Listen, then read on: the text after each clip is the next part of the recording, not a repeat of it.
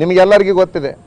ಒಬ್ಬರು ಬಹಳಷ್ಟು ಕೆಲವು ಸಾರಿ ತಾವು ಕಟ್ಟಿ ಬೆಳೆಸಿದ ಪಕ್ಷವನ್ನೇ ಕಳ್ಕೊಳ್ಬೇಕಾಯ್ತು. ನಿಮಗೆಲ್ಲ ಗೊತ್ತು, ರಾಜ್ಯದ ಒಬ್ಬ ಮುಖ್ಯಮಂತ್ರಿ ಆಗಿರ್ತಕ್ಕಂಥವರು ಒಂದು MLA ಸೀಟಿಗಾಗಿ ಟಿಕೆಟಿಗಾಗಿ ಬಡದಾಡುವಂತಹ ವಾತಾವರಣವನ್ನು ಇವರು ಸೃಷ್ಟಿ ಮಾಡಿದರು.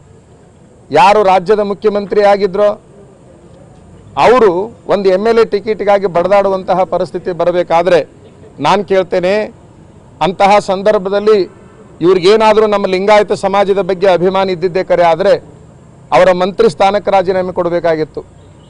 ಅವರು ಸಂಸದ ಸದಸ್ಯತ್ವಕ್ಕೆ ರಾಜೀನಾಮೆಯನ್ನು ಕೊಡಬೇಕಾಗಿತ್ತು.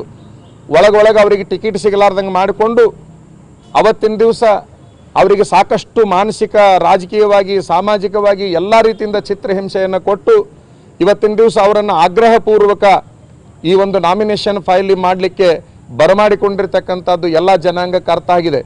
ಅದರ ಜೊತೆಗೆ ಮಾಜಿ ಮುಖ್ಯಮಂತ್ರಿಗಳನ್ನು ಕರೆದು ನಾಮಿನೇಷನ್ ಫೈಲ್ ಮಾಡಲಿಕ್ಕೆ ಬಳಸಿಕೊಂಡ್ರು. ಅವತ್ತಿನ ದಿವಸ ರಾಜೀನಾಮೆ ಕೊಡುವ ಸಂದರ್ಭದಲ್ಲಿ ಕಣ್ಣೀರು ಹಾಕಿಸಿದವರು ಯಾರು ಅಂತಕ್ಕಂತಹ ಪ್ರಶ್ನೆಯನ್ನು ಇವತ್ತಿನ ದಿವಸ ನಾನು ಮಾಡಬೇಕಾಗಿದೆ. ನಾಯಕರಿಗೆ ಅವರ ಹಿಂದೆ ಹೋಗಿ ನಿಲ್ಲುವ ಅನಿವಾರ್ಯತೆ ಬಂದಿದೆ, ನನಗೆ ಸಮಾಜದ ಹಿಂದೆ ಹೋಗಿ ನಿಲ್ಲುವ ಅನಿವಾರ್ಯತೆ ಬಂದಿದೆ ಅಂತಕ್ಕಂಥದ್ದನ್ನು ಹೇಳಲಿಕ್ಕೆ ಇಚ್ಛಪಡ್ತೇನೆ. ಯಾರನ್ನ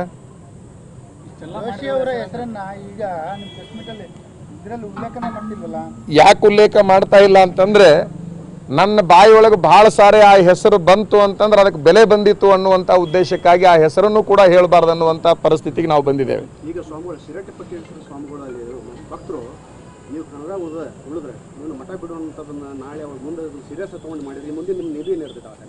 ನಾವು ಯಾರ ವಿರುದ್ಧ ಚುನಾವಣೆಗೆ ಸ್ಪರ್ಧಿಸಿದ್ದೇವೋ ಅವರು ನಮ್ಮ ಮಠದಲ್ಲಿ ಗುಂಡಾಗಿರಿ ಮಾಡಲಿಕ್ಕೆ ಹಚ್ಚಿದ್ದಾರೆ. ನಮ್ಮ ಮಠದ ಶಾಂತಿ ಸುವ್ಯವಸ್ಥೆಯನ್ನು ಕಾಪಾಡುವುದನ್ನು ಬಿಟ್ಟು ನಮ್ಮ ಮಠದಲ್ಲಿ ಅಶಾಂತಿಯನ್ನು ಉಂಟು ಮಾಡುವಂತಹ ಪ್ರಯತ್ನವನ್ನು ಮಾಡ್ತಾ ಇದ್ದಾರೆ.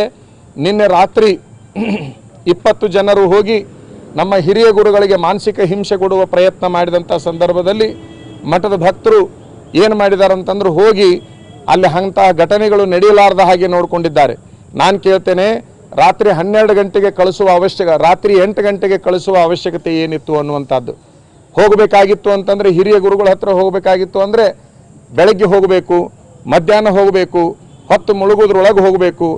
ಎಲ್ಲರೂ ಊರೊಳಗೆ ತಮ್ಮ ಪಾಡಿಗೆ ತಾವಿದ್ದಾಗ ರಾತ್ರಿ ಹೋಗ್ತಕ್ಕಂಥದ್ದು, ಹಿರಿಯರಿಗೆ ತೊಂದರೆಯನ್ನು ಕೊಡ್ತಕ್ಕಂಥದ್ದು ಏನಿದು ಸಿದ್ಧಾಂತ ಅನ್ನುವಂತಹ ಪ್ರಶ್ನೆಯನ್ನು ನಾವು ಮಾಡಬೇಕಾಗಿದೆ.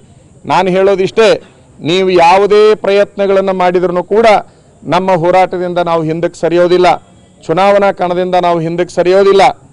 ಸೋಲು ಗೆಲುವು ಅಂತಕ್ಕಂಥದ್ರ ಬಗ್ಗೆ ನಾವು ತಲೆ ಕೆಡಿಸಿಕೊಳ್ಳೋದಿಲ್ಲ.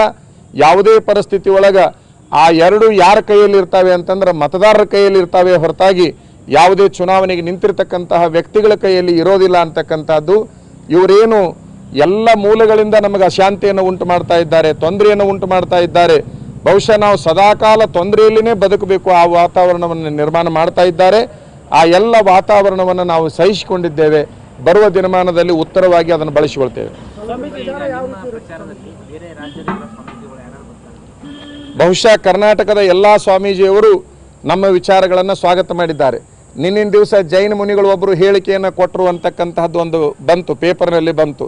ನಾನು ಸ್ವಾಮೀಜಿಗೆ ಫೋನ್ ಮಾಡಿದೆ, ಅದು ಯಾವುದನ್ನು ನಾನು ಹೇಳೇ ಇಲ್ಲ. ಆದರೆ ಆ ರೀತಿ ತಿರುಚಿ ಬರೀತಾರೆ ಅಂತಂದ್ರೆ ಏನು ಮಾಡಬೇಕು ಅನ್ನುವಂತಹ ಮಾತನ್ನು ಅವರು ಹೇಳಿದರು. ಅಂದರೆ ಮಠಾಧಿಪತಿಗಳು ಏನು ಹೇಳ್ತಾ ಇದ್ದಾರೆ ಅದನ್ನು ತಮಗೆ ಹೆಂಗೆ ಬೇಕೋ ಹಂಗೆ ಮಾಧ್ಯಮಗಳನ್ನು, ತಮಗೆ ಕೆಲವು ಬೇಕಾದ ಮಾಧ್ಯಮಗಳ ಮೂಲಕ ಅವುಗಳನ್ನು ತಿರುಚುವ ಪ್ರಯತ್ನವನ್ನು ಕೂಡ ಮಾಡ್ತಾ ಇದ್ದಾರೆ. ನಮ್ಮ ಪ್ರಚಾರ ಧರ್ಮದ ದಾರಿಯಲ್ಲಿ ಇರ್ತದೆ ಹೊರತಾಗಿ ಪಾಪದ ದಾರಿಯಲ್ಲಿ ಇರೋದಿಲ್ಲ ಅಂತಕ್ಕಂತಹ ವಿಚಾರವನ್ನು ಹೇಳಲಿಕ್ಕೆ ಇಚ್ಛಪಡ್ತೇವೆ. ಮಾಧ್ಯಮಗಳ ಮೂಲಕ ನಾವು ಸಾರ್ವಜನಿಕರ ಗಮನವನ್ನು ಸೆಳೀತಾ ಇದ್ದೇವೆ. ಜೊತೆಗೆ ದೂರವಾಣಿ ಕರೆಗಳ ಮೂಲಕ ನಾವು ಆ ಸಂಪರ್ಕವನ್ನು ಸಾಧಿಸ್ತಾ ಇದ್ದೇವೆ. ಅಲ್ಲಲ್ಲೇ ಭಕ್ತರಿಗೆ ಮೀಟಿಂಗ್ಗಳನ್ನು ಮಾಡಲಿಕ್ಕೆ ನಾವು ಹೇಳ್ತಾ ಇದ್ದೇವೆ. ಜೊತೆಗೆ ಕೆಲವು ಸಂದರ್ಭಗಳಲ್ಲಿ ನಾವು ಕೂಡ ಅಲ್ಲಲ್ಲೇ ಹೋಗ್ತಾ ಇದ್ದೇವೆ. ನಾವು ಒಟ್ಟಾರೆ ನಮ್ಮ ಪ್ರಚಾರ ಧರ್ಮದ ದಾರಿಯಲ್ಲಿ ಇರ್ತದೆ. ಯಾಕಂದ್ರೆ ನಮ್ಮದು ಧರ್ಮ ಯುದ್ಧ. ನಾವು ಈಗಾಗಲೇ ಅಲ್ಲಲ್ಲೇ ಸಭೆಗಳನ್ನು ಮಾಡಿದ್ದೇವೆ. ಸಾರ್ವಜನಿಕರು ಏನನ್ನ ಬಯಸ್ತಾರೆ ಆ ಪ್ರಕಾರ ಮುಂದೆ ಮಾಡ್ಕೊಂತ ಹೋಗ್ತೇವೆ. ಎಲ್ಲಿಯವರೆಗೆ ಈ ರಾಜ್ಯದ ಸಂಸ್ಕೃತಿ, ನ್ಯಾಯ, ನೀತಿ, ಸಿದ್ಧಾಂತಗಳು ಜೀವಂತವಾಗಿ ಉಳಿಯೋದಿಲ್ವೋ, ಬೆಳೆಯೋದಿಲ್ವೋ, ಎಲ್ಲಿಯವರೆಗೆ ಈ ನಾಡಿನ ರೈತರಿಗೆ, ವಿದ್ಯಾರ್ಥಿಗಳಿಗೆ ನಿರುದ್ಯೋಗಿಗಳಿಗೆ ಅವಕಾಶಗಳು ಸರಿಯಾಗಿ ಸಿಗೋದಿಲ್ವೋ ಅಲ್ಲಿಯವರೆಗೆ ನಮ್ಮ ಹೋರಾಟವನ್ನು ನಾವು ಮುಂದುವರಿಸ್ತೇವೆ. ನಿಮ್ಮ ಚುನಾವಣೆ ಸ್ಪರ್ಧೆ ಜೋಶಿ ಅವರನ್ನು ಸೋಲಿಸೋದು ಅಥವಾ ನೀವು ಗೆಲ್ಲುವುದು? ನಾವು ಚುನಾವಣೆಗೆ ನಿಲ್ಲುವ ಪೂರ್ವದಲ್ಲಿ ಅವ್ರನ್ನ ಸೋಲಿಸಿದ್ರೆ ಸಾಕು ಅನ್ನುವಂಥ ವಿಚಾರದಲ್ಲಿದ್ವಿ.